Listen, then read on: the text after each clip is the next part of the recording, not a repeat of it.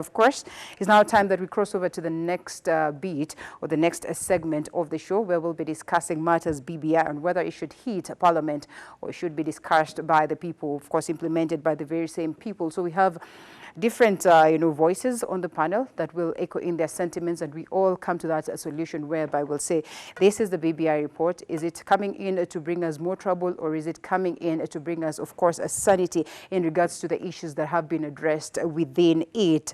Dr. Nahashon Moitalel, who's a governance and policy expert, is on board. Dr. Justice Juma, the leader, Justice and Freedom Party, is equally on board. And Madam Betty Adera, who's a political analyst, is on board. And lastly, we have Mr. Callistus Wafula, who's the J Network chair party. Of course, it's a lobby group. We'll be taking a look at what they have in store and what sentiments they have in regards to the BBI reservations, different, coming from different leaders, but equally on ground. That's the most important voice that we'd want. Of course, the voice of the people, and that is what they're here to represent. So we'll throw it to Ayub so that he can introduce the segment as we proceed.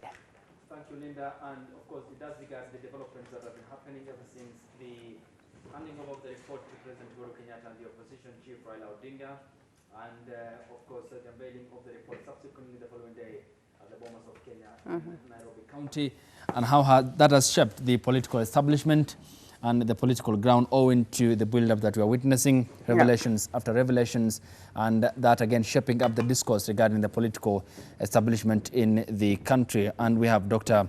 Justice Juma, and we equally have Dr. Nahashon Moitalel Langat, Betty Adera, political commentator, social, of course, commentator equally on affairs happening within the society, a champion of the girl child and women for that matter. And we have, for the first time, have Callistus here, who is joining us for the discussion in the next 1 hour and 10 minutes or so. Gentlemen and a lady, thank you so much for your time. Starting off with you, Betty, for purposes of gender fairness and balance. Thank you. Well, ever since the handshake, events leading to the task force report and the unveiling, the handing over the unveiling, we seem to be witnessing the political floods now washing away the bridges that have been built just 24 hours after President Uhuru Kenyatta unveiled the report. Are we likely to witness more drifting apart of the establishment in what was meant to be a cure for the country's ailing political system that has been, of course, very evident ever since independence? Actually, the political divide around the BBI's, unveiling, to me doesn't surprise, because that kind of a divide was there even before the actual unveiling and launch of the report. And we could clearly see that Kenya is almost split into two. You're either on this side or the other side. You're either for it or you're not for it.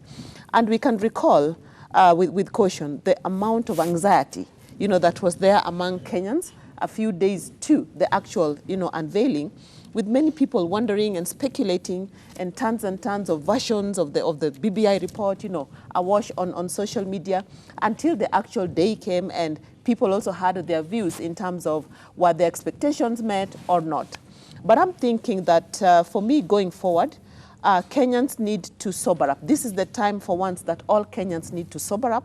We have a document whose history was to unite Kenyans, whose history was to cool the political temperatures that were there following, the last elections of 2017. And this is the time for me that the real Kenyan, the man, the woman, the youth out there, take your time and understand what is in the BBI report, understand what is being proposed in it, see where you fit, in it. Ask yourself, does this section speak to you? Does this other one speak to you? And this is the time to voice our issues as a people without emotion, with all sobriety that we can be. Because I think that this is actually a report, my opinion is that this is a great report, and I'm thinking we are living now in a historical time where we are agreeing on the things that we have disagreed upon, as a people, and coming together to say that for once, how can we tackle issue X? How can we tackle issue Y for the benefit of the mwananchi of Kenya? Before I ask whether you think indeed this would be squarely and purely for the benefit of the common mwananchi, even if they're the very same people who are going to read the documents, because then we all understand the electoral flows that we can talk about. So even if it hits the referendum, the guarantee of getting, free and fair process it's something that is questionable. I'll first of all ask Callistus this. On several occasions, of course, a person who's so much so interested in matters governance, I've asked you whether you'd want to venture into politics, and you've constantly said no, no, no, in as much as you have so much high interest in regards to matters governance. I would want to understand whether you think there's any, goodwill and there's any, of course, genuineness on the BBI in regards to addressing the issues, or like you rightfully put it, or you've told me a couple of times that, when you get into politics, it's pretty much hard for you to have the genuine interest of the people. It's pretty much hard to ensure that you award what is rightful for the people to the people. Okay.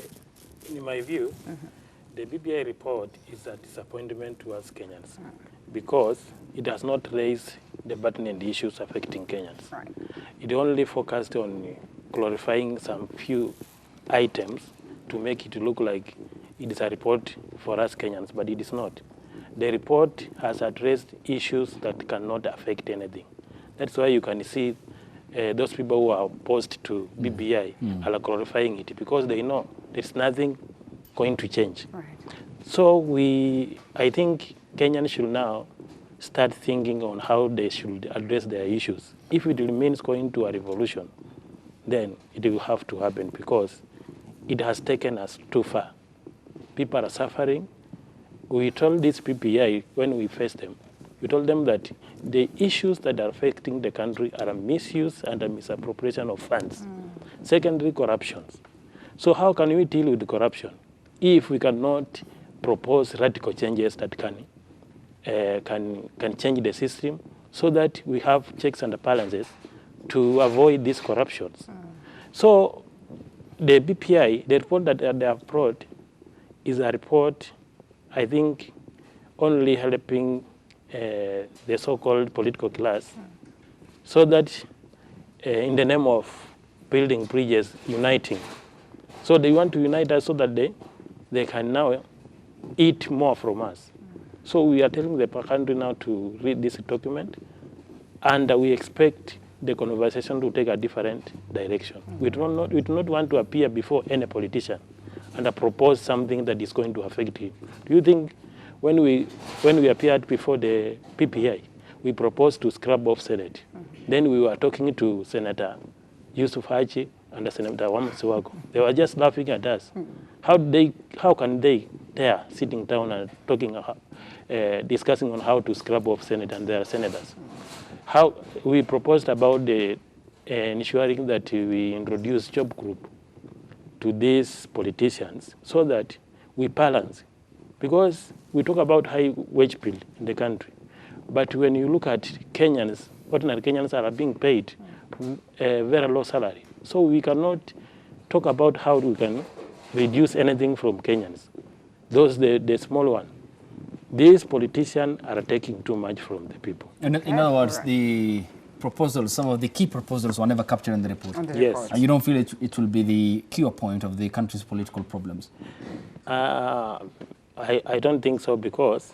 What do you expect? What did you expect it to feature in that report? Because you said the content... We proposed for them that... You as an entity, because there were more than 82 entities that appeared before the BBI, so it might sound selfish for you if you want all your input to be implemented, isn't it? In fact, the items that we are seeing there looking good, we are the people who gave them. All right. But they What are some of the proposals that you made, for instance? We proposed that we have an opposition leader getting to parliament, then the deputy president assuming the business of the house for the purpose of inclusivity.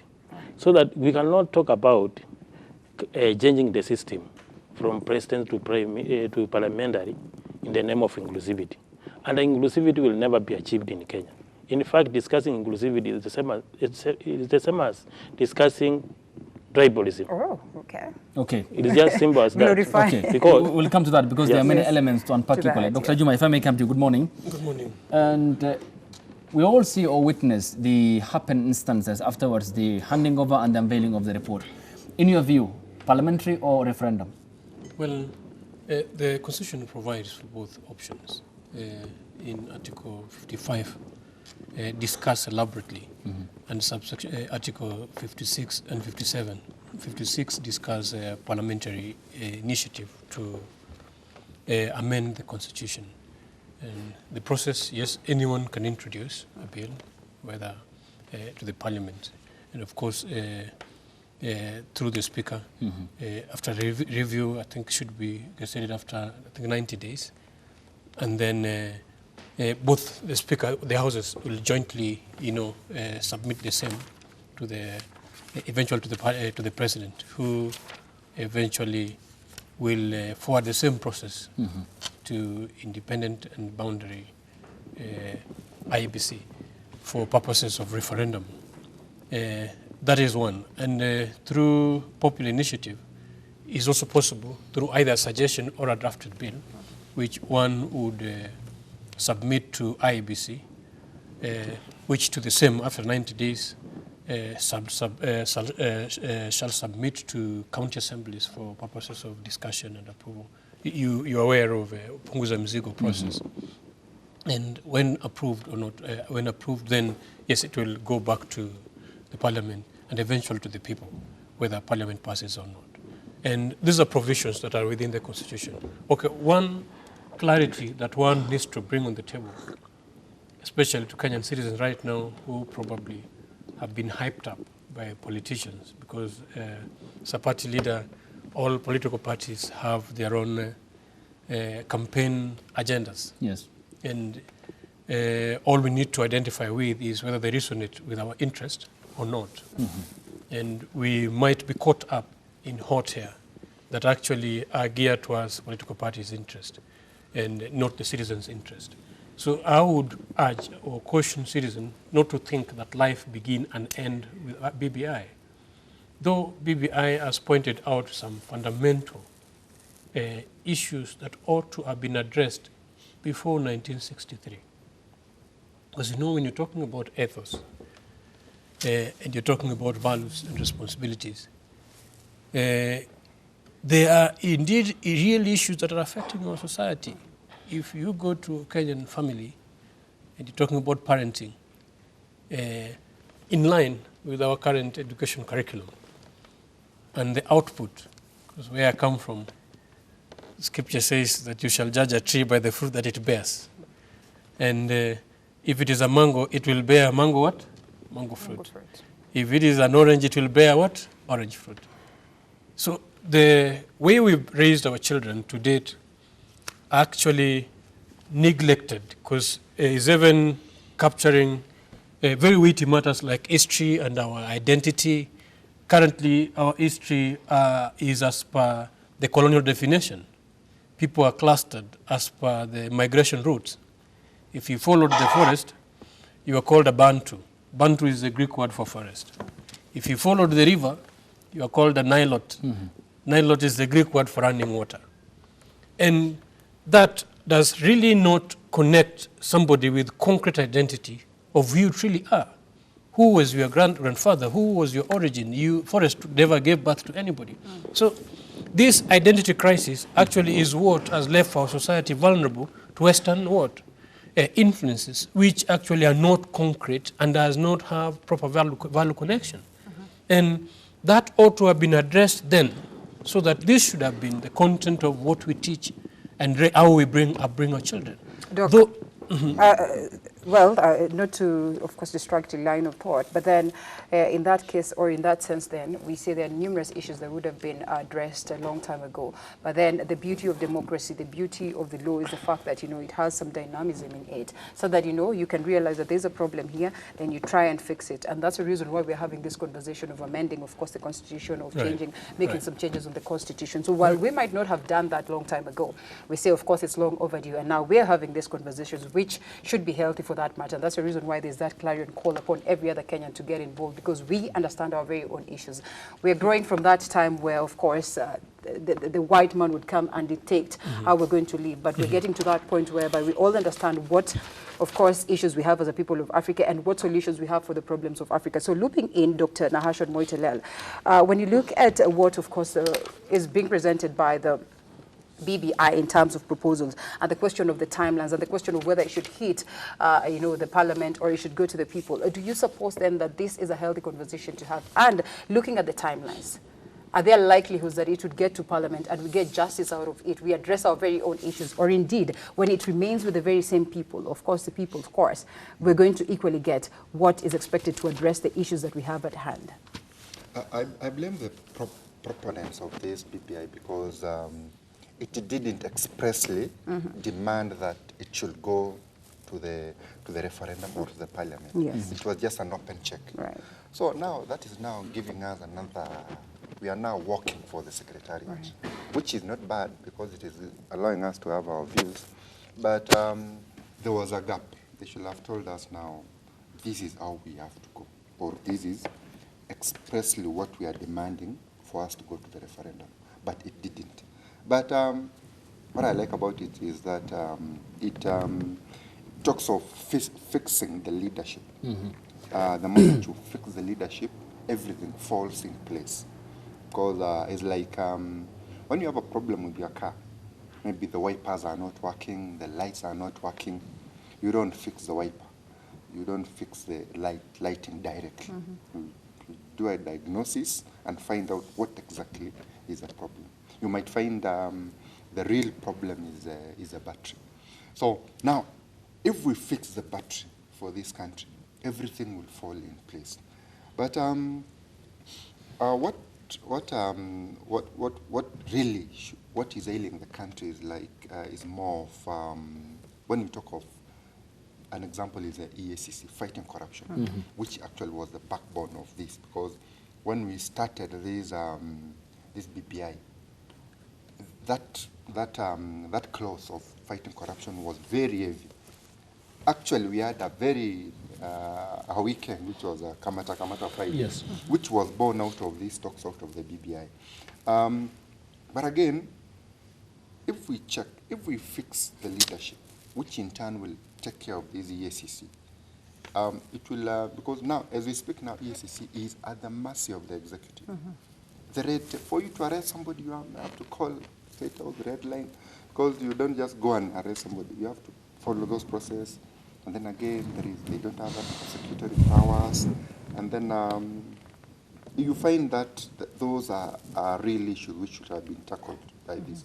But to answer your question, where do we go now? Do we go to the people? Do we go to the people in terms of referendum, or do we go to the parliament?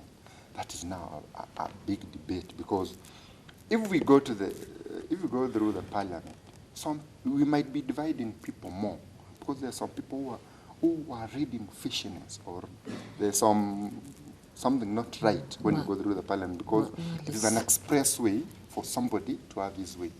And then again, if we go to the people, we might now go again into the campaign mode, which is more of dividing people. Because I'll come and tell people now, we go this way.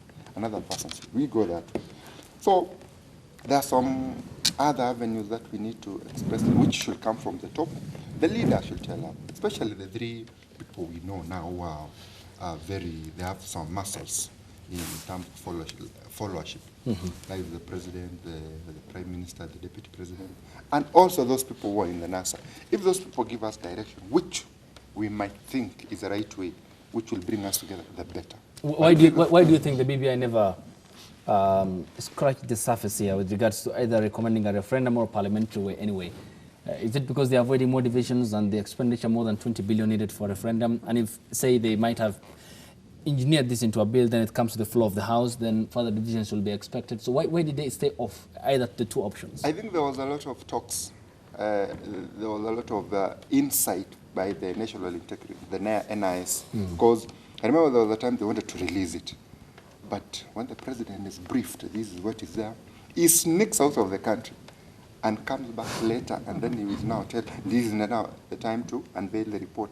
And then again, he didn't want to own it. So he wanted to have an open check that that doesn't hurt him, as well as doesn't hurt the Right Honorable, the Deputy, the Prime Minister, and also some other cronies within the circles. So it was a case of them preservation of the interests of the few, or the top echelons, isn't it? Or the few cliques. Because there seems to be a capital oligarchy in Kenya. The few 8,000 own as much as half of the country. And in the event it doesn't address that, then what is the point of the coming together of the president and the opposition chief, Raila Odinga? It's very delicate because somebody, you are trying to take care of your interest, and then again, what I know also, there was also pressure from outside because the whole world was looking at it. They even knew that there are some hardliners within the committee of experts. That's why all of a sudden you are trying to do something, and all of a sudden there's a ban on travel on somebody. Okay. All right, Betty, this also, Doc, allow us to let Betty speak, and then we'll come to you. When we're talking about what exactly he is saying, and of course there was that fear because of, what was within the document, and now it is presented to the people to go through it, and of course to equally make a decision. And this is not a lot that is not, of course, well versed with issues. We are an understanding lot as it stands right now today as a people of Kenya. In the words of the likes of Atwoli, do you suppose then that the eventual document that we're going to have is probably going to be totally different from, or maybe there's going to be some huge differences in what has been presented as a proposal within the BBI as it stands, as a document today? For me, if I go back to why did we even need to have BBI in the first place, all right? All Kenyans will agree that temperatures were very high in this country post 2017 main elections and the repeat and the months that followed thereafter. And our economy was almost on its knees just because of a political situation. And I'm thinking when the two gentlemen came, and shook hands, they were telling me as a Kenyan that, hey, look, okay, whatever happened, happened, but we can work things out. We can shake hands, we can break bread, and we can come around a table and converse around the issues that actually, ill us, as a country. And finally, agree on the things we disagree about. Like, this is the issue. Do you agree? Yes. Do I agree? Yes.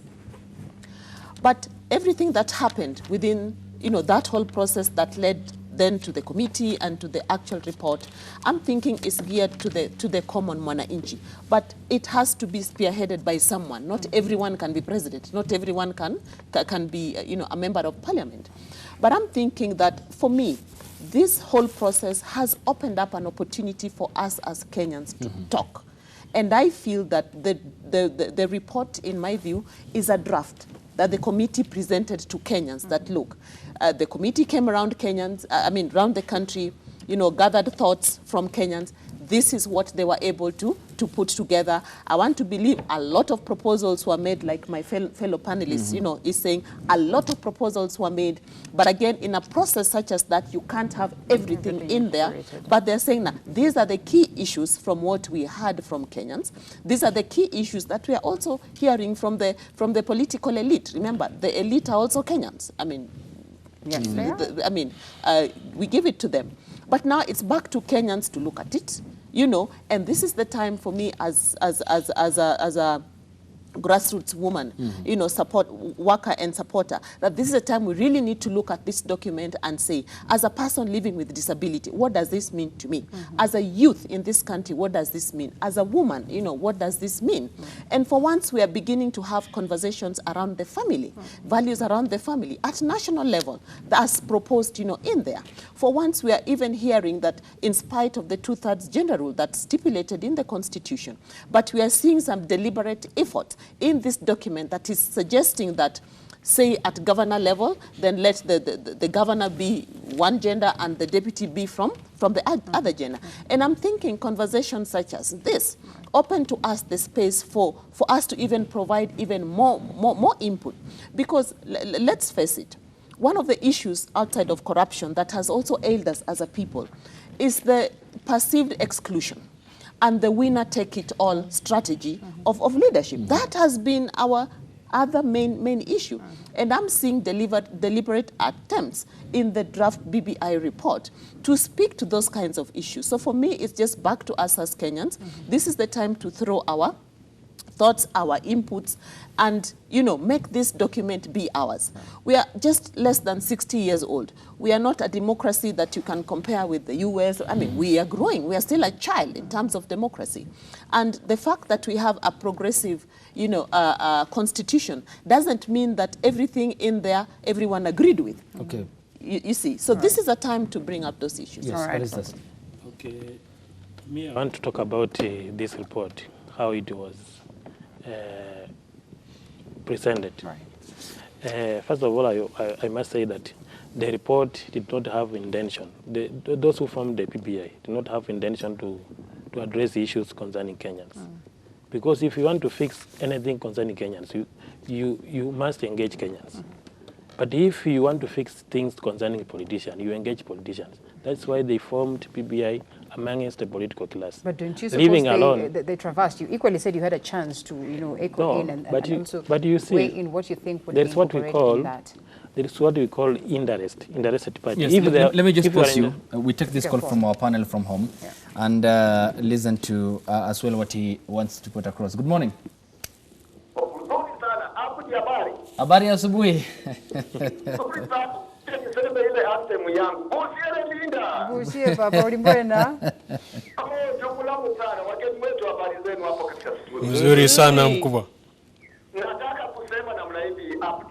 Okay, go ahead. Hii si mageuzi ya katiba. Hii si mageuzi ya katiba. Hii ni marekebisho ya katiba. Kama ulimwengu nielewe vizuri na Wakenya. Okay. Haya ni marekebisho ya katiba. Kwa nini tufanye marekebisho ya katiba? Kila nitaje vitu fulani. Wakati tulifanya ile katiba ya 2010 na makosa ya baadaye. Wananchi hawakusoma ile katiba walipewa. Wengine walikuwa wakifungia njugu, wengine walikuwa wakifungia omena, wengine walikuwa wakifungia nyanya na maandazi na kadhalika. Mimi niliona haya. Ukija kwa upande wa viongozi, wananchi walikuwa wakipiga kura kwa sababu wameraiwa na viongozi kama Central, kama Nyanza, kama Rift Valley. Hao watu walikuwa wakipiga kura kwa sababu wameambiwa na Ruto, sababu Nyanza wameambiwa na Raila, Central walikuwa wakiambiwa na Michuki na Kibaki. So hayo ni makosa, na wakati ambapo tumefikia hapa, ningependa kusema namna hivi, kama rekebisho yaende tu referendum system, ili makosa yale ambayo nimeyataja haya ni makosa ambayo tulikuwa tukifanya wakati wa 2010. Turekebishe hapa. The last one, ningependa kusema namna hivi. Hii katiba ni mzuri sana ukilinganisha na ile ya kupunguza mizigo. Hii katiba ninawaambia, BBI itaenda kupita tu. Na ningependa kupendekeza nikimalizia msemi wangu, BBI wafungue ile hotline na wananchi wote kutoa maoni. Yes. Wananchi wote kutoa maoni. So unaona kama wataalamu wa siasa na katiba wajunguze yale maoni kisha wafanye mswada. Okay. I think we seem to be having some problem in terms of communication, but he has put forth his point. In that regards, of course, what he expressly says that this is not a bill, this is a report, and it sets to cure the problems bedeviling in the country. Yes, you had a point. Go ahead, please. Okay, I was saying, if you want to address issues, I think Kenyans are very wrong if they start talking about inclusivity. We should not focus on inclusivity because it does not concern us. You as a Kenyan, what you need is a good environment to work wherever you are in your field. So we need a conducive environment to do business. We need a place to work, those who are professionals. So inclusivity is being used to add more pattern to Kenyans. And also the gender thing. I think as a country we are focusing on nonsensical debate because I don't see how you can comment, by the way, you're allowed to comment. I don't see how. What about inclusivity? Because I wanted some clarity issue. Yes. Because all the same, with or without the BBI report, Kenya is better when it's inclusive, isn't it? So what's your point here? When we all because we've also fought based on the fact that we've participated. not been well represented, as a community, as a tribe, which we pride in, and equally as a gender, as women, of course, it would be pretty much unfortunate. You see what is happening in Rwanda, you see what is happening in South Africa. They are implementing this to the core. Ethiopia is taking that direction, and it is working pretty much well. Let me tell you now. gender should be implemented on appointments, then employments of public service. Okay. But it should not be applied in politics, because politics you go out there to convince people on how you are going to serve them. And these people are going just to elect you based on your capability. The space was not so conducive for the woman back so, then. You That's know, the reason why, of course, the affirmative how action does gender relate to politics and development? Because if you are telling governors, they will be having an opposite person. A deputy governor. Okay. Who is a Then, woman. actually, you are telling them to work with their girlfriends or husbands. well, gentlemen, That is what will happen. come in and, Yes, because yes. they could be Let me tell supporting you. what he says. They could Let be me tell you. supporting what he says. Let It me would be tell you. justified to say that, yes? Governors are like, the politicians are like wizards. These people, they can do something that you don't even imagine. Yeah. They can do it. So if a politician is having like 20 girlfriends, He'll definitely get in one addition to like representative 10 woman. wives. Yes. So are you telling us that? Well, I think that is subject to But clearance there by could the be some IEBC yes. with regards to the institutions that ensure people of high integrity before they're cleared to vie for the So positions you've just said. inclusivity is not cutting across the board. That is where I disagree with them. Yeah. Because if it is about inclusivity for the people of Kenya, it should cut across the board, so that even the woman who is down there can feel that that gender role. But it's now in Kenya we are only applying on political class. We are glorifying these lay queens, social misfit. Most of these politicians that we have in our country are just misfit. Who to be specific? All right. Are you talking about the Ayu women? brings aboard a question. Let's just have Doc come Yes. in, because Ayu brings Yes, aboard a Betty will question of respond to that. IEBC clarifying this and everything. But we also, the BBI report seeks to, address that question of the commission. And, numerous times we've had changes, of course. We're talking about the Kivuito time, and we're talking about, of course, different figures, Isaac Hassan's time, and now we're talking about Chebukati's time. And we're also looking to change that into a different affair. So clearly, there's a problem when it gets to the level, and we'd say that elections are at the core of our issues and the problems that we're facing as a people, and even worse, the electoral bodies, which is not just in Kenya, but equally on most of the African countries. Every other time there's an election, there's fear, because first of all, the fact of us getting an electoral body that is actually legit is questionable in the first place. So when we're talking about, of course, finding clarity and ensuring that even the IEBC clears the candidates who would come in, registering their interest in vying at some point in time, I mean, what are the guarantees that we would get that clarity and that genuineness? And don't you think that at some point he equally has a point, because based on what we've seen and witnessed on ground? You see, there's some things that you can't write on a stone, or cast on a stone, because the previous, because the Constitution also provides rights, and you cannot also force Betty to vie. That will be going against her right. If she is not interested to vie. But also people have a right of representation, who they choose. So that right vis-a-vis this provision of gender balance, which one is weightier? Then that's where logic applies. So certain rooms will be allowed for application of logical interpretation of the script, of the Constitution. And it cannot be cast on a stone and you say this must be this. And that being said, there is also very strong recommendations they've made regarding IEBC and the electoral reform processes, where they are suggesting that IEBC Secretariat should not work beyond 3 years. And the commissioners, they are abolishing the strong position of the CEO from the secretary and giving it to the chairman. And looking at all those and all the dynamics, as an institution, if you are to be changing your personnel after every 3 years, because whoever foresee election this time will not foresee election the other next time. time. Anyone can easily bungle. Remember the money that is thrown away. Anyone would easily bungle election and get their money and get away, as compared to somebody who has a job, who really also have to protect the job. So there's a lot of dynamics around this. But what I was saying earlier, so that we don't also measure so much in the minors, this process, as you had asked him earlier, was a task force that was assigned specific mandates by the two gentlemen. Of course, the formation of handshake was questioned. Some of us even took it to court. Yes. and because we had suggestions that the country needed a dialogue, but a dialogue that was elaborate, that was inclusive. But unfortunately, the two gentlemen hijacked it and put on themselves the mandate to assign the committee. And they appointed them, self-handed. And it led to certain contention that were actually litigated. And we know the results are in the public domain. But the assignments were clear. And the assignments they are assigned to do were not new things. And this is why I was saying Kenyans should not think that this is a final gospel truth. It's only a fool who does the same thing the same way, expecting what? Different results. In 2008, when there was election violence, post-election violence, Raila and Kibaki came together, and they formed something called National Dialogue, Kenya National Dialogue. Yes.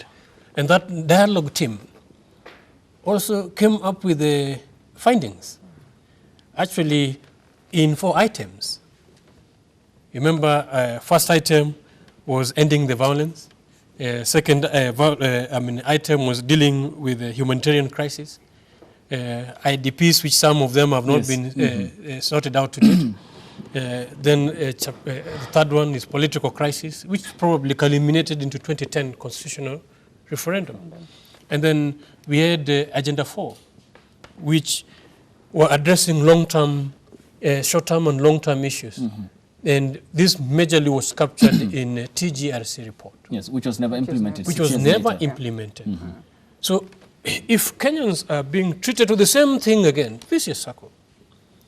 But now this time, again, the two gentlemen elaborated into 10 points. Actually, they began with the 9 points within the task force, the gazettement of 51-54 that the two gentlemen did. If you look at all those content, the solution and the expectation the citizens are having, will they render the solution that the citizens are having?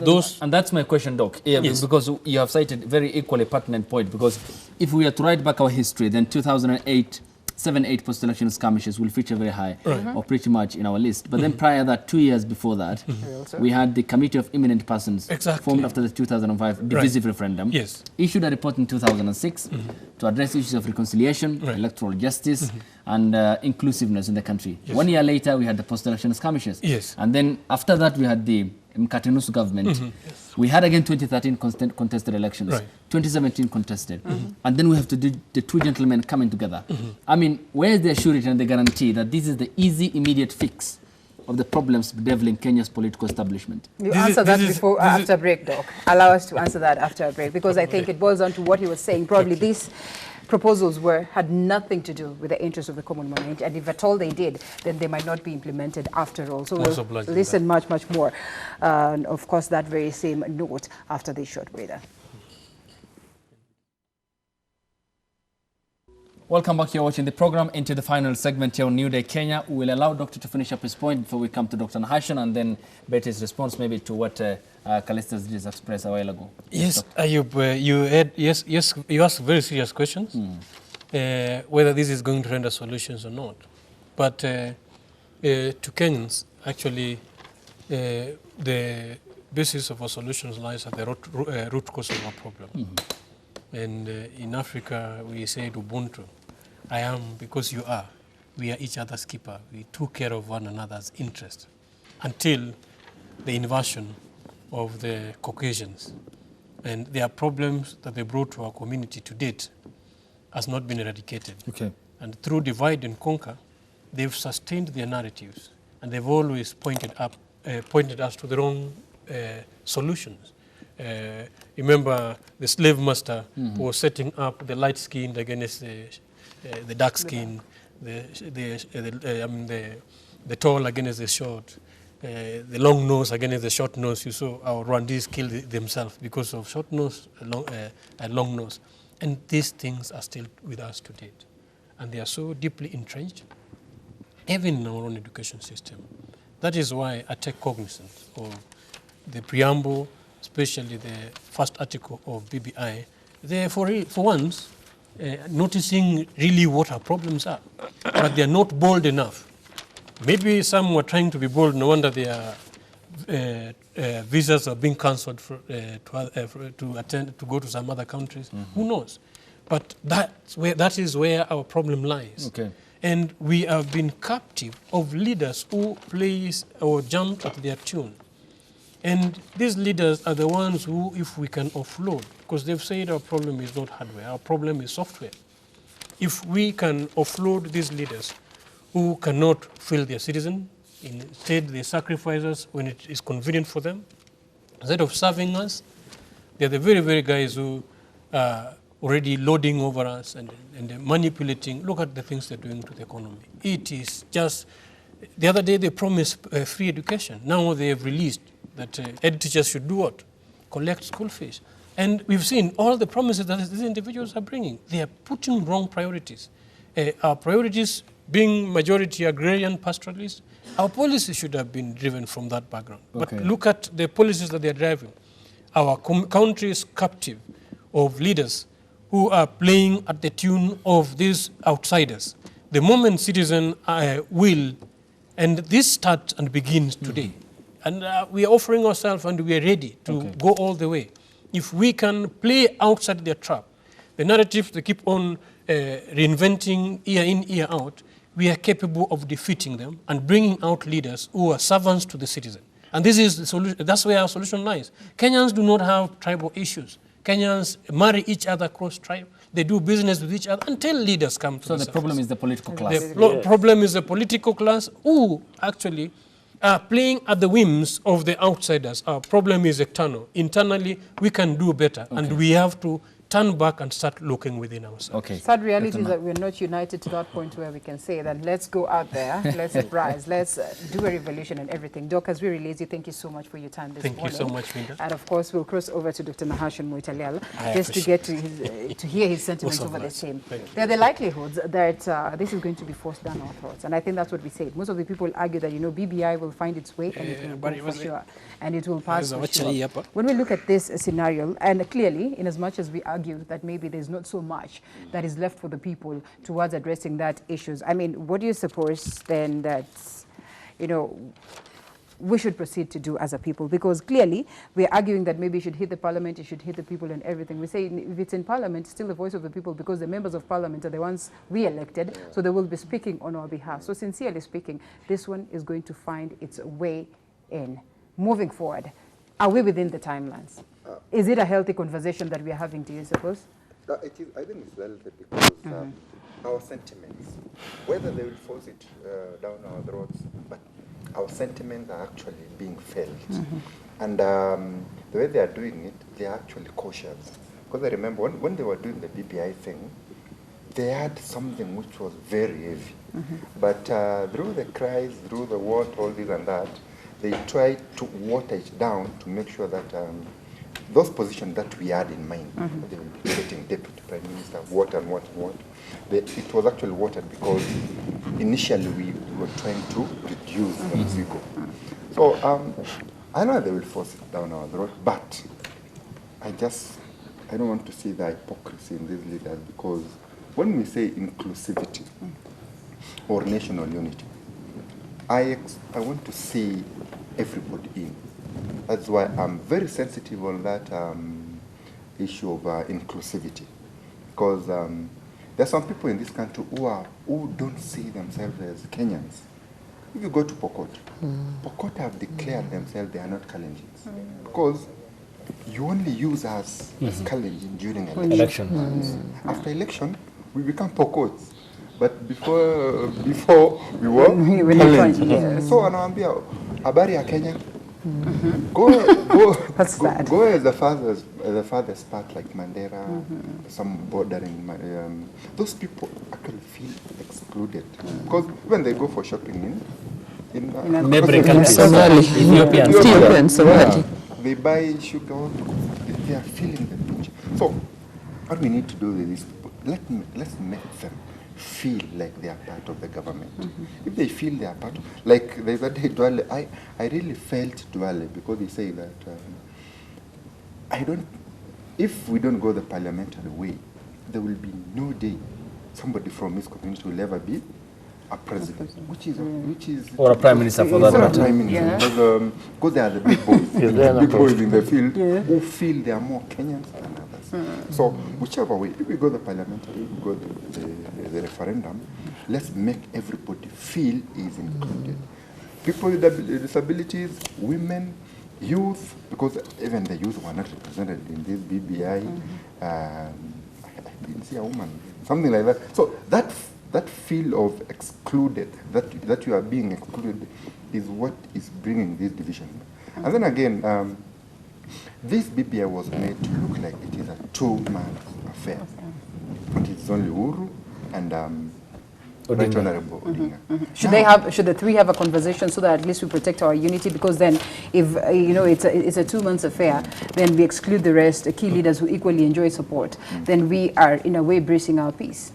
Yeah, it is dangerous because we are turning on dangerous ground, because now people will now say, okay, you have decided it is only the two of you. So it will be the two versus the rest, which is very sensitive, because that is now where we bring that maybe two versus the rest, which is very dangerous. So if we have that inclusiveness, that when there is a handshake between the rest and Aisha Jumwa have a handshake with Ruto and it becomes a crime, so that is not that show of togetherness. So we want everybody to be in, and we make sure that everybody, that's why we don't need the cost to be always in the opposition. Nanok there in Turkana feels that I have to be in opposition because I'm always excluded in terms of division of the national cake of the country. So again, if we divide the national cake equally, and we make sure that everybody is there, then the better. Yes, Betty. Well, just to reiterate what my fellow panelist has said, my understanding of inclusion is the feeling of every sector of our country feeling that they have that equal access, to opportunities, equal access, to the national cake, equal access to, say, appointments in the public sector, and etc. And that, in some cases, has been not exactly the case. And I think it's one of the reasons where Kenyans have turned against Kenyans, because of the feeling that you're more preferred than I. Your gender is more preferred than mine. Your tribe is more preferred than mine. Your religion is more preferred than mine. Your social class is more preferred, than mine. And I'm thinking that this is a good time, again, for Kenyans to throw their voice into this process, because it's a process we have, at the moment. It's either we talk about it or we leave it, and we die with our feelings of, being excluded and all that. But this is the time to get into this journey and just share our thoughts and let Kenyans, hear each other, and let the elite hear what the voices of the regular Kenyans are saying. Back to the issue of gender, I beg to professionally disagree with my fellow panelists, because if you hear a statement such as all the women in the public sector are slay queens, I think to me that's very derogative. And that's like an abuse to the women of this country. I think time has come for Kenyans to believe in their women, believe in the capability of their women to lead, and to lead up to the highest office in the land. Now, when we refer to gender, gender does not equal to women. Gender does not equal to men. Gender equals to how we have conditioned ourselves to view the role of a man and the role of a woman, in our society, all right? And I'm thinking that if you have a caucus of leadership without women, you're not complete. If you're having a caucus of leadership without youth, that's not complete. Without persons living with disability, without a good mix of all the religious, faiths, that is not complete. And I'm thinking that this is a time that, for once, we are having a document that's augmenting what we are having in the Constitution to bring the women to the fore the right way. We are not saying give us. We are not saying, choose us anyhow. But we are saying that, look, we are here, and we are able, and we are capable. What we are just asking for is make that level playing ground in politics the same for us. Is that a polite way of saying that if this document hits Parliament, then we're likely not to achieve what is expected to address? Because in the very same Parliament or in the National Assembly is where we've not been able to achieve the two-third gender rule clearly. And of course, if we have such, clauses that address such, then what are the likelihoods that the people or the members of parliament are going to address or are going to proceed to, declare that, yes, we should proceed with the amendments that have been proposed by the BBI. And in the event, again, that it goes to the popular initiative, a likelihood that we're going to hit a referendum, are we in a position to go for a referendum? Yes, we could be having the funds, but then what is left of the issues that are supposed to be addressed, the key issues, poverty, we're talking about the floods, crises that we are having right now, and we're not addressing them as a people. Now, I don't think that the referendum will or should answer all questions. Referendum should just answer some specific questions that then would lead to the revision of our constitution. I don't think the referendum, in my view, should answer the corruption question because we have instruments that are there clearly stipulated to handle that. Question is, to what degree are they being implemented? To what degree are we learning from each other? To what degree are we implementing, reports that have been provided for by this country, by the various commissions that have been there since independence? To me, that would be my issue. Now, back to the gender issue in Parliament, or specifically, say, the National Assembly. There are women there, and there are women who were in there because there are people in their respective constituencies put them in there. There are those who came in through nomination, but they are in there anyway. But remember, Parliament in itself is a house, all right? And people, each person, legislator, plays by some certain rules. And in some cases, political parties to which they subscribe, take positions. And what do you expect the women in there to do?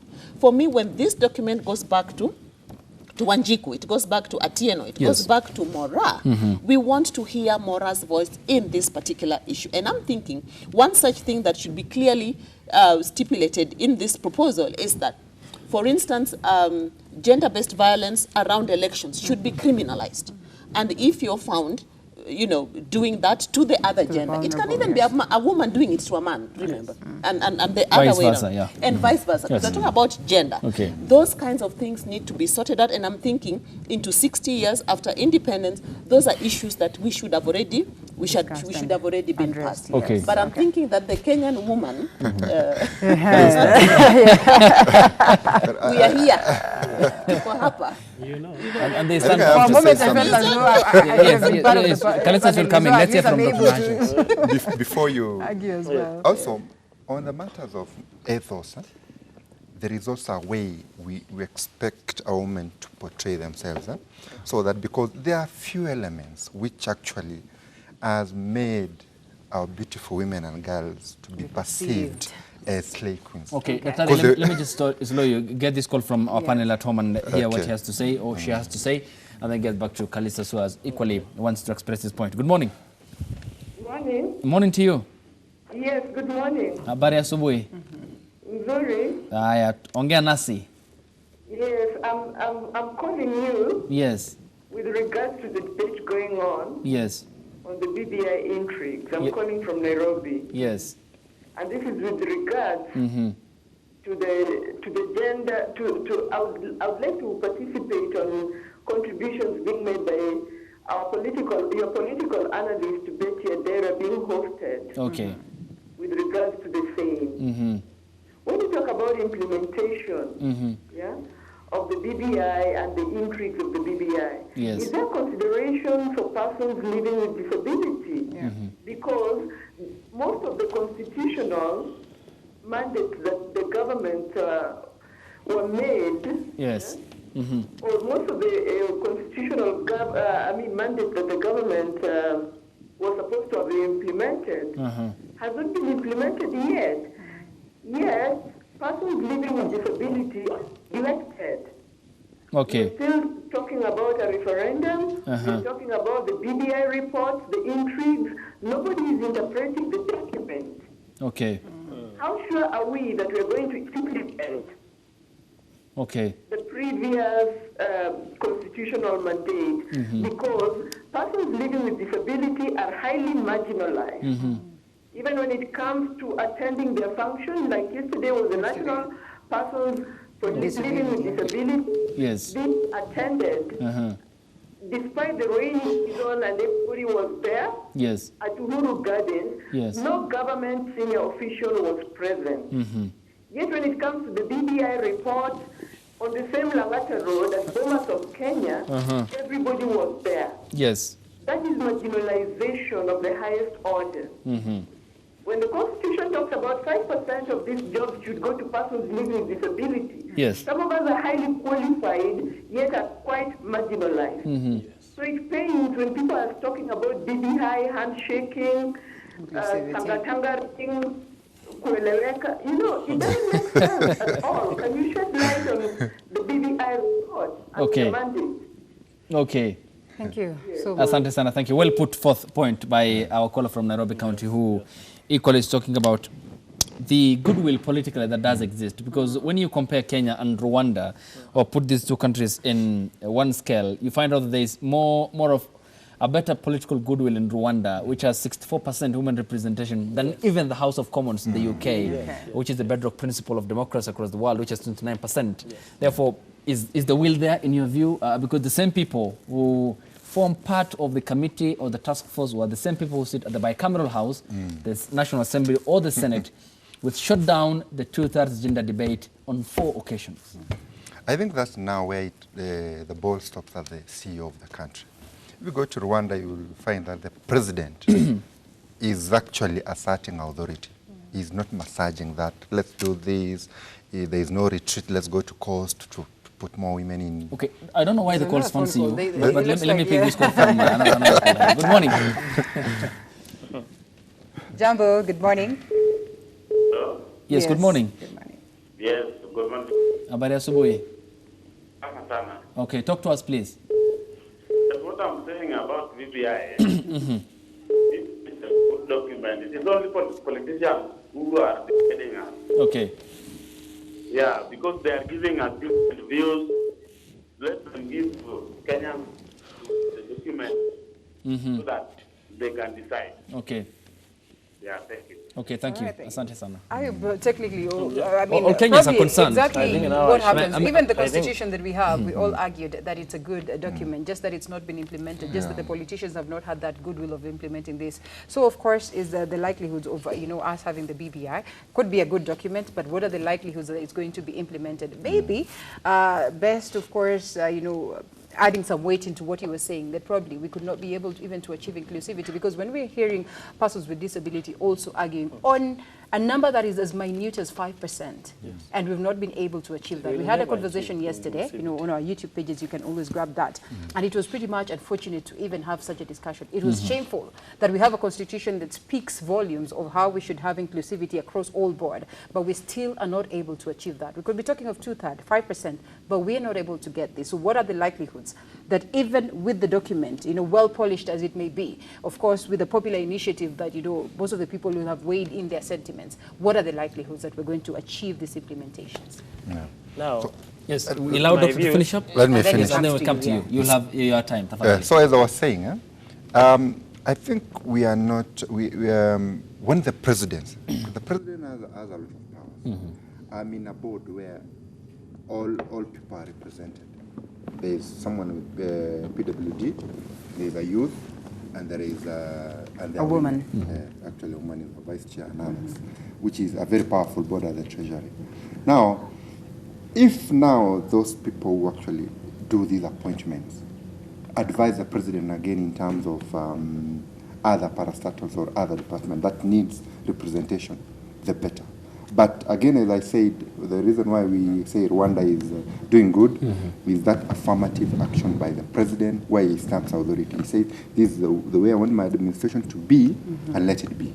So that is the direction he dictates. Now, quickly, as I finish on the matter that I was raising about ethos and the national values, there is that perception that we say that when a woman is promoted or when you get a good position, me as a man, I protest. I say that, that one, she must have slept her way up, something like that. So if we remove that perception as part of the national ethos and values of the country, we allow women to actually, because if you go to a class now, I've been a lecturer, I've been teaching MBAs, I've been doing those. You go to a class, you find 90% of the class students are women.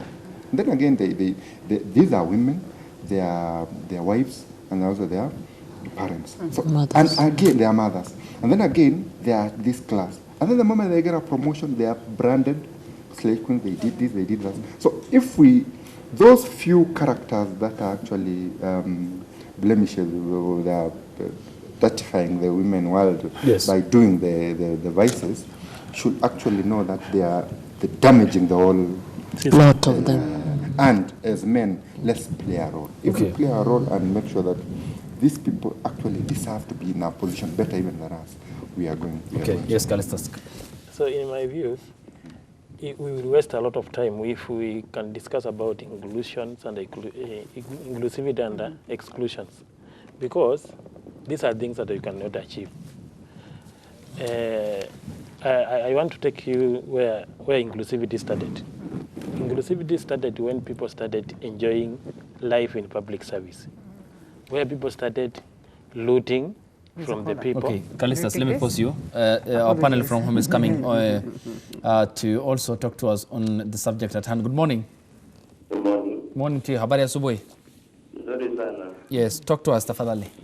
Huyu ni Polika kutoka Kakamega. Okay. Nasema kwamba mjadala kuhusu BBI ni kitu mzuri sana. Lakini sasa kuna vile Beti amesema kuhusu gender. Okay. Mambo ya gender, sisi wanaume tukisikia kuhusu gender tunajua mostly wanapewa wa mama. Kwa sababu gani?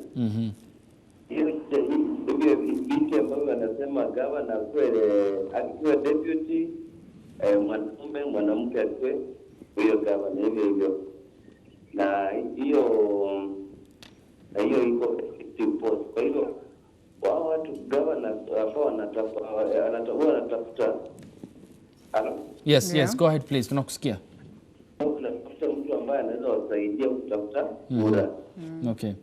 Alafu pili, constitution yetu imetupatia woman representative. Okay. Woman representative ukiangalia vizuri, hata kazi yao vizuri haionekani. Okay. Hata huko wetu hata hatumuoni vizuri. Okay. Alafu about inclusivity. Okay.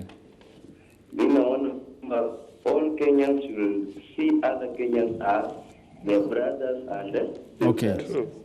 Kwa sababu tukisema kila mtu tuanze inclusivity. Okay. Hivyo vitu ni vichache.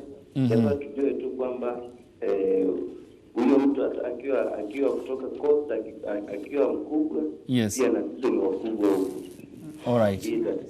Sawa. All right. Asante sana. Thank you. That was Polycarp calling us from Kakamega County. So I was saying, when you go outside there, when the countries that are serious, you don't see people going pushing hard to go to public service or to represent people. But it's only in Kenya where corruption has taken center stage. So that instead of addressing issues to do with the corruption, now we start asking ourselves, now how can we do it? Let us bring all those who are not eating so that we can eat together. That is why we are having inclusivity talk in Kenya. If representing people could be something that is a burden to you, I don't think we could be discussing inclusivity. No one would want I want to take you to the BBI proposal about increasing revenues from current 15% of previous year to 35%. Third thing is nonsensical because the national government currently is borrowing to finance major projects. And here there is a report proposing that we increase revenues to go to counties so that we create more diversity at the national level. Then we come to the people through taxing to recover. That is something that Kenyans should oppose with all the energy. Okay. Because I don't think governors should manage what they have. The essence of county government was to ensure that we give resources equally to every part of the country. And that one we have achieved. That is the best inclusivity that we have ever had since independence. And the governor should manage the resources that are given and use the same resources to raise more revenues for the counties. We propose to the BBI team that we restructured the county government so that these politicians, all the governors, do not find a way of misusing the public resources. We propose that we develop an independent office, which is a state office of financial controller. The person who will be approving all expenses, so that the governor who is doing a project, he cannot finance a project without following the law. Okay. Then we also propose that we scrap off the CTF, because CTF are only helping politicians to spend more time in lodgings and a pass. Instead of representing people and legislating on matters concerning the country, these people are spending a lot of time in pass. But there were many cases where there was prudent use of resources from the CDF kitty by some members of parliament. Okay. What we just need to avoid here is the blanket condemnation. We want these resources, because now we might have few cases who are using those resources well. But we are saying, now that we have county government that ensure resources goes to the village, we have to restructure this county government so that all resources are pumped through county government at national level. Okay. So that it will also help us to recover the many resources that we are wasting and the diversity. Because after scrubbing off the CTF, the affirmative funds and the youth, because we have come to realize that this money, these youth funds, does not go to the youth, the right youth who are in need. So we are saying that after scrubbing off, we'll be able to get more resources at the national exchequer to be able to be shared between the counties and the national government. And this one will help us to address issues of misuse of funds. Even the Auditor General will have an easy time to audit. Okay. Yes. So let me give 90 seconds to Betty and then 30 seconds to Dr. Ari as we finish up. Okay. For me, I take my concluding remarks from the caller who told us that the whole BBI process ni marekebisho ya katiba, and it's not like we are creating a new one. And I'm thinking that perhaps that's one place we need to take this journey forward with that understanding that what can we put together, what thoughts can we throw in there so that we move forward together as a country and we share our thoughts. Let the common mwananchi feel that their voice has been heard, and also that will show, that inclusivity. I also just want to mention that, again, I would not go for a blanket condemnation of people in office, people doing whatever roles. I cannot condemn women, all of them, in totality, all members of parliament, all governors and all that. We know the way there are quite a number of success stories with the Women Fund, with the Youth Fund. I know great success stories out of those. And I'm thinking we have an opportunity now to use those kinds of stories just to make better and to make recommendations. This BBI document is ours. It is for us. Let us do our due diligence to it and provide our thoughts going forward. Okay, Dr. Nahasha. So I believe in unity, and that is the greatest thing that the two leaders actually gave us. Is a gift that we should be united. And there is, if that thought that there should be never a day where someone should shed his blood because of an election, or the fire violence, you lose your property or livelihood because of an election. So I believe that if you go to that direction where everybody feels is a Kenyan, and that rallying call that I'm proud to be a Kenyan is achieved, we are going somewhere, and let this country be in a situation where we don't feel like they're the allies versus the rest. Okay. So if I'm included, I feel like I'm the part of the government, whether I'm coming from the minority, whether I'm a woman, whether I'm a person with disability, or having any other something that can inhibit me from feeling that I'm not a Kenyan. Okay. So I believe that we have a national cake which should be shared equally, and peace mass prosper. Okay, For us to asante. be there. All right, thank you so much. And the debate is on. And as I repeat, of course, the clarion call is that everyone joins in the debate. Whether this is going to go to Parliament or, of course, is going to be a popular initiative is a question of wait and see. Parliament should be closing for, or should be going for recess sometimes next week. I don't know whether we are within the timelines or the BBI report is within the timelines. At what point does it become a bill so at least it's able to hit the Parliament, and how many other options are there for it to, sneak its way or find its way in Parliament, and whether it's going to address the common mwananchi's issues. All this are conversations that we're having. Of course, different people with their different initiatives and their different take on this, but we can only wait to see what time has in store. It was great having you, lady and gentlemen. Of course, Dr. Nahashon Muitalel, thank you so much, governance and policy expert. We have Madam Betty Adera, who's a political analyst. And lastly, we have the chairperson of J Networks, a lobby group. That is Mr. Kalistas Wafula. Thank you so much for your time and the great insights this morning. And most importantly to you, the viewer, who's been, of course, following us up on back at home and also, interacting with us. It was great having you. My name is Linda Alela. I thank you so much. Yes, and that's where we come to an end. Thank you for watching. The 3 ways to always get in touch with us: facebook.com/EbroTV Kenya, on Twitter @EbroTV Kenya. Hashtag is NewDayKE. We'll see you tomorrow on the Primetime News. Winnie will be here with my doctor, though, in about an hour's time. Thanks for watching. Stay tuned. Good morning. Good morning.